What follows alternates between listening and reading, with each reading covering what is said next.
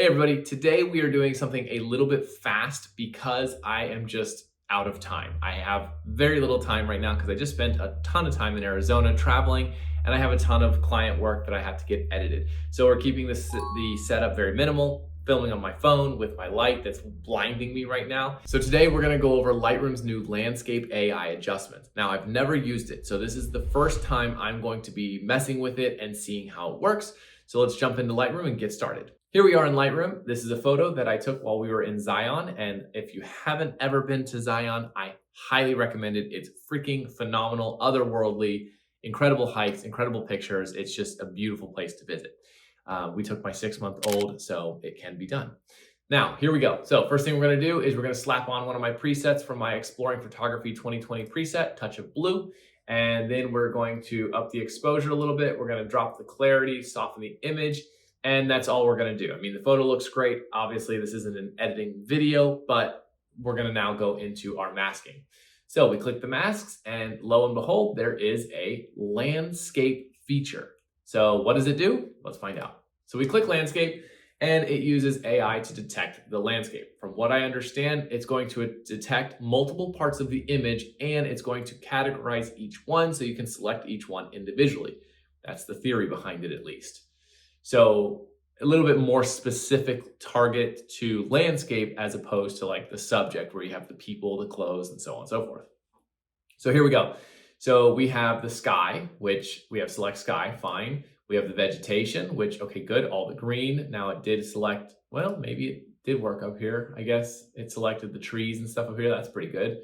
The water did a good job there, except for it didn't select the water over here, which that's fine. That's kind of difficult to differentiate between the plants and stuff. And then we have the natural ground. So you got the rocks, everything but the trees and such. And you notice that it picked up pretty much everything on the mountain too, what it also thought was vegetation. So overall, not too bad of a selection, but it's a pretty complex image. There's a lot going on here that we can see that AI is not necessarily fine-tuned to. Now let's say we wanted to adjust the water. So we could select the water and press Create Mask. Then we could, make it bluer, we could make it brighter, good. And let's say we wanted to add another one. So we go to select landscape. Let's say we wanted to do the rocks and such. So we could select the natural ground, press Create Mask, and darken them down. And the cool thing about this new Select Landscape feature, it makes it easier to add dimension to your photo.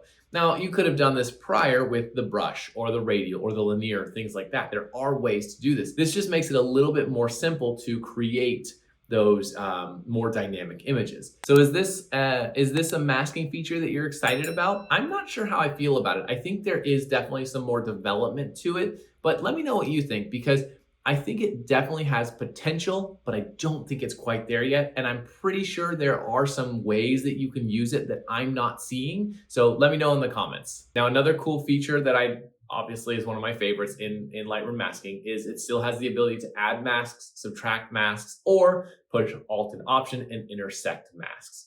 For example, let's say we have this mask here of all the rocks. Now, what if we didn't want to affect any of the mountains? Well, we could simply press subtract a linear gradient and we could pull it down and we could have a little fade off of the sky. But let's say we wanted to just select this area right here with this mask. I mean, this is a little bit of a silly example, but you'll get the idea. Push and hold Alt or Option, you get the intersect button, press intersect, create a radial, and then we're just gonna create it right here. And we'll feather it, and this will give us just a selection where your landscape mask in this case and your radial intersect, where they overlap. This is what your selection will be.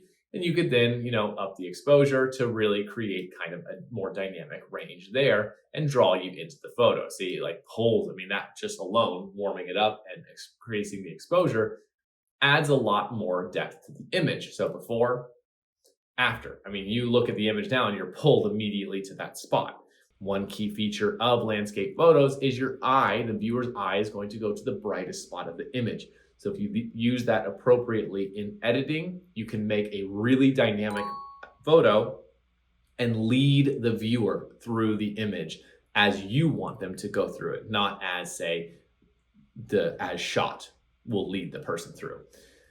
So that's the landscape feature. It is actually pretty freaking cool. I kind of see that it is going to become a really good tool, especially for the landscape photographers out there. So before you go, hit the like button and subscribe. Here's a couple of videos that I know you'll enjoy. So click one of those and I'll see you in that one.